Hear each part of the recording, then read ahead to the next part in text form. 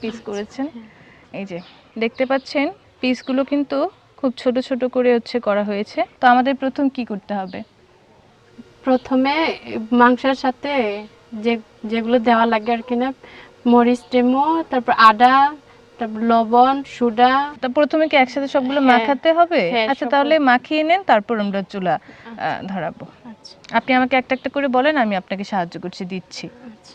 কি দিব প্রথমে বলেন? এখানে তো রান্না করে একটা পাতিলে করা লাগবে না। পাতিল নেন সাথে।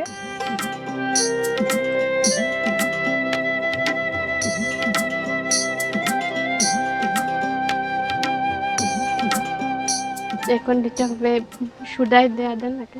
আচ্ছা, এই সোডার কথা যে বলছেন, এই যে দর্শক এখানে সোডা রাখা আছে। সোডা আসলে কেন দিতে হবে? সোডা দেওয়ার কারণ হলো মাংসগুলো একটু নরম হবে আর কি না, তাড়াতাড়ি সিদ্ধ হবে, এর জন্য সোডাটা দেওয়া হয়। আর সোডা দিলে মাংসের যে পানিটা এটা অনেক ঘন হয়ে যায়। হ্যাঁ, ঘন হবে। আচ্ছা, এখন কি দিবেন? লবণ,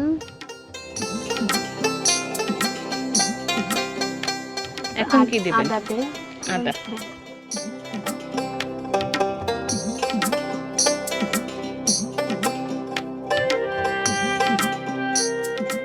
দিদি এখন কি লাগবে? এখন পাতা ধোয়া লাগবে। পাতা ধুয়ে তারপর দিতে হবে না? আচ্ছা, এখানে দেখতে পাচ্ছেন পাতাগুলো আছে। কি পাতা যেন? কাক্কু পাতা। খাক্কু পাতা আছে, খাক্কু পাতা এখন ধুয়ে দেওয়া হবে। আচ্ছা, এটাতেই আমরা ধুয়ে ফেলি। একটু উপরে।